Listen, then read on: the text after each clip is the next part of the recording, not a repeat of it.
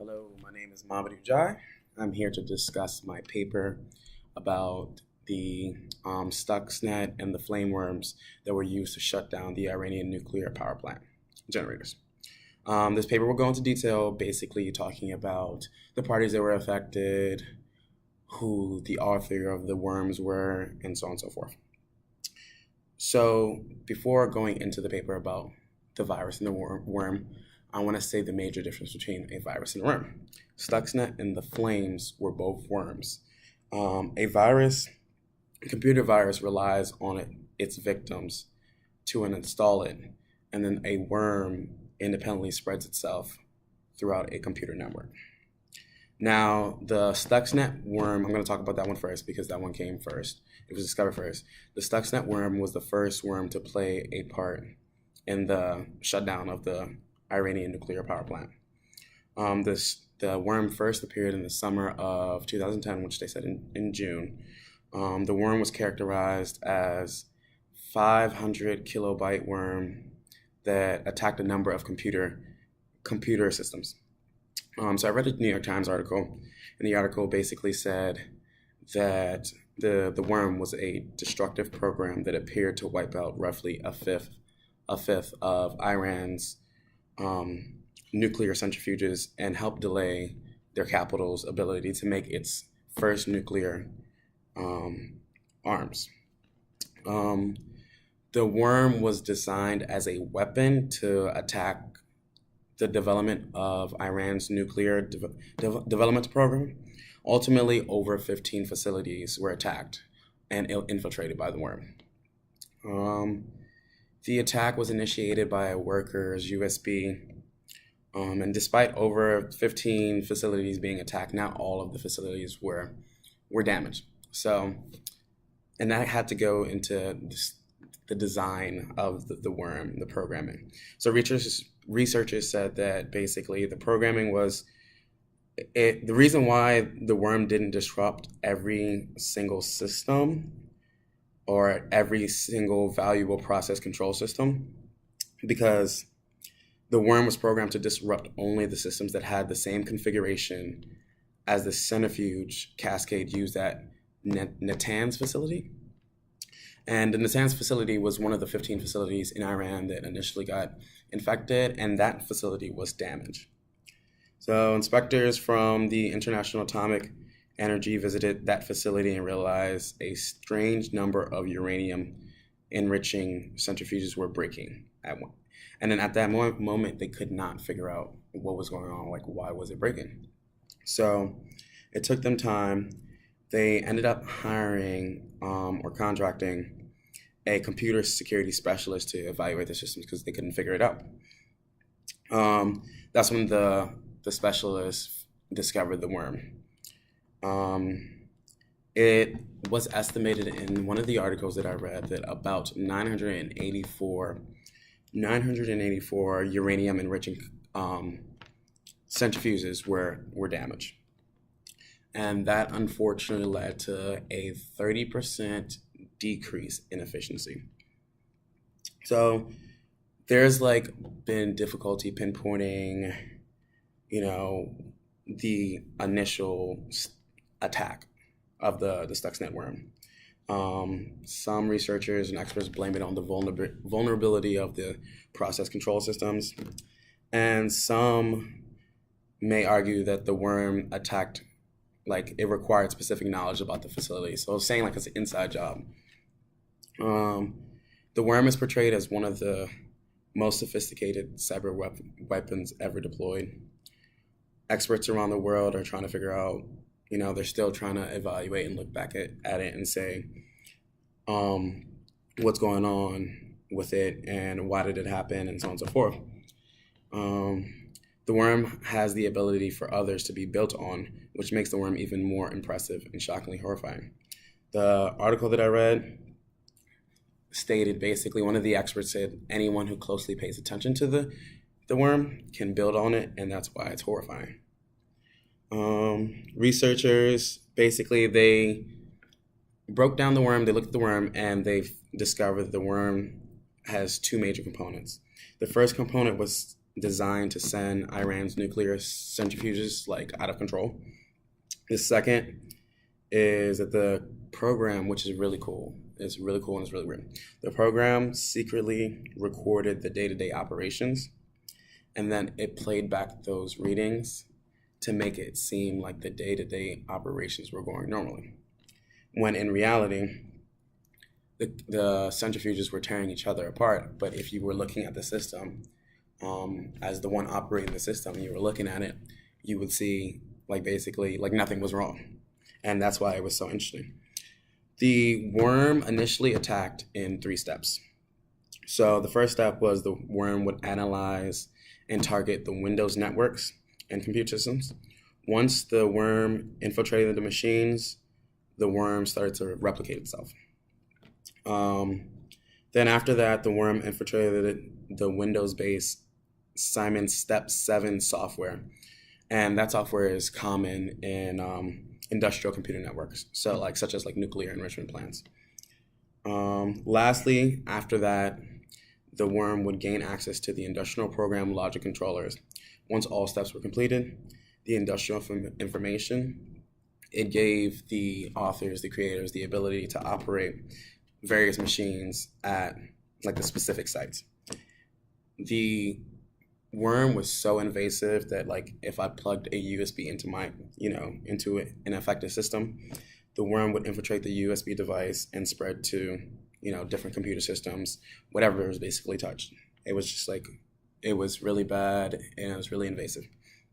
As far as the creators go, the creators for the worm are unknown. There was speculation that America and Israel kind of worked together, conspired together to create this worm, typically because they had they opposed Iran's nuclear program. That's the same thing with the flame worm also. The creators for the flame worm is unknown, but they also speculate America and Israel. Now, basically, in an article that I read, it was talking about how people don't believe that the American had to do with it or any other countries had to do with it, typically because they think it was an organization, typically because with the worm, it affected so many different entities, organizations, so on and so forth. In 2012, I believe it was 2012, the Secretary of Defense warned the United States that, hey, you're vulnerable. Like, you have to, pay attention to this. And in 2012, like a month later, Chevron confirmed, and they came out as the first United States corporation to admit that they have been affected by the Stuxnet. So there's speculation on where it started from and the main reason, but it's clear as day that the main reason was to, attack Iran so they couldn't, do anything to continue on with their research and their nuclear program. Now, the flame worm was also a worm targeted, it was used as a cyber weapon to target entities, organizations in different countries, mainly in, like the Middle East and specifically in Iran. Now, with the flame worm, it was discovered by Kaspersky Labs. And basically, they discovered it after the UN, the UN's International Telecommunications Union asked them to look into reports. Basically, with the reports, it was saying the Iranian oil ministry and the Iranian oil company were losing information, and they realized that information was getting erased from their files. So they did research, and then that's when they discovered Flame. Flame is characterized as a cyber espionage program, so its sole purpose is to spy. With the Stuxnet program or worm, Stuxnet was specifically to replicate and destroy. So that's what it did. It got into the system, replicate, destroyed. With Flame, it's different typically because Flame didn't destroy, it just spied and it just took the information and sent it to the creators. So that was the major difference between those two. Experts were like really fascinated with the fact that Flame could, it records all the user's information and passwords and so on and so forth. And then after that, it would pass it on to the authors, and then they would use that information to infiltrate computer systems through hundreds or thousands of possible vulnerabilities. The information recorded can be from sources ranging from printed documents to voices recorded on a microphone. Flame was used in order to steal valuable information, such as computer display contacts, information about targeted systems, stored files, and so on and so forth. And what was crazy was part of Flame's design is also to avoid detection by making it difficult to track. They classify it as the largest cyber weapon right now. Everybody's like, researchers, experts are fascinated because the worm has a sniffer component that scans all of the traffic on an infected computer system and then collects usernames and passwords, and that is transmitted across the network. The attackers can use this information to take over administrative accounts and gain high-level privileges that they shouldn't have. But luckily to the Flame, it gives them that opportunity and it gives them that, that privilege. The Flame worm is massive, is way bigger than the Stuxnet worm. So basically, due to its size, it gets loaded into a system in increments. As the process goes through, the machine is attacked by a 6 megabyte component, which contains about half a dozen other compressed modules inside. The main component extracts, decompresses, and decrypts the modules and writes them into various locations onto the disk. The number of modules in an infection depends on what the attackers wants to do. Next, the malware connects to one of approximately 80 command and control domains to deliver information about that infected machine to the attackers. And then once it delivers that information to the attackers, it waits for further instruction on what else to do.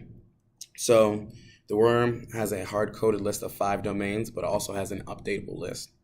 And typically they use that updatable list just in case they have that, just in case any of the other domains get taken down or shut down.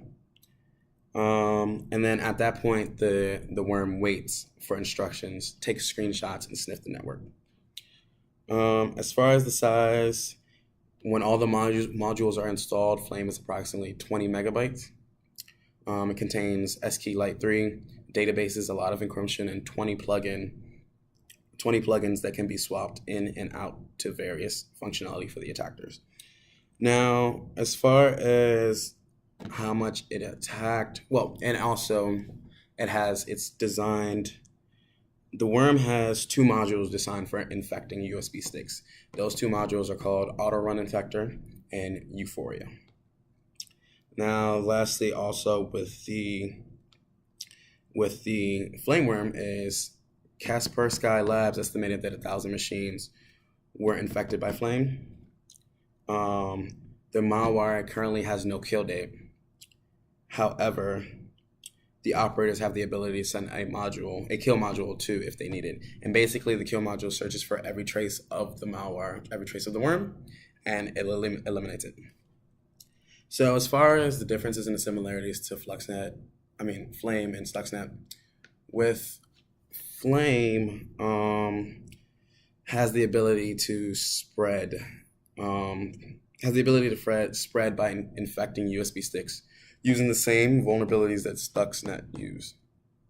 And Flame also has the same vulnerabilities that Stuxnet use to spread to other networks. On the other hand, Flame does not have the ability to replicate itself. And it is said that the authors of the code did that on purpose, so it would be harder and it would prevent, the code from being detected. So that's the main reason why they said they prevented from allowing that code to replicate itself. So that's a major similarity that they have. Now, Flame was used to spy on targets. Stuxnet was used to damage their targets. So I think that was the major difference also. Now, there are many companies, organizations that are always, no matter what organization you're in, you're always going to be vulnerable to attacks. Typically because they can spread fast, they can spread quick, or simply just me sticking a USB in my network and it will just spread. So how would you prepare, or what actions would you take? So basically, yeah, even though all the attacks that happened with even like Stuxnet, over 15 facilities were attacked, but not all of them were damaged, or you know, not all of them suffered, anything. So basically, the first step that you would need to do as an organization is understand attacks. You need to understand all the different attacks that pose a possible threat to you. You need to understand, evaluate, look at past history, and see that and learn from that. Once you understand the attacks, you as an organization must learn and pay attention to your vulnerabilities at your organization. Attacks are rare, but organizations should, like, big attacks are rare. So organizations should, be realistic and understand that an attack is not going to happen once a week, or it's not going to happen as often as but you should always expect the worst. Always have a plan to, to figure out the benefits of creating a response team. You need to create a response team. So in result to you now knowing that attacks happen here and there always, you need to create a response team. And my advice to organizations is, I would say, from an article that I read, organizations should establish objectives, policies, and procedures to meet the requirements of the business. After that, the organization should implement these procedures and policies. Then after that, once you implement the plans, the policies, and so on and so forth, you can create a response team. After creating the response team, this allows you to identify the weaknesses. So you have your plan in place, you have your response team, and implement it. Once you implement it, it'll show you your vulnerabilities, where you're weak, and where you'll be able to build at. So the organization needs to modify plans after they implement, after they realize what their weakness is. Modify your plans, figure out where you can grow. So with basically the whole thing that I'm saying about the thing. So Stuxnet, Flame were both worms. People think that they weren't created by the same people, but they believe the two creators are all linked to one company or big organization. But it's all speculation, it's all assumptions. But with Stuxnet was a worm that was created to destroy Iran's nuclear, programs. Flame was created to spy, to espionage. So that was the major difference.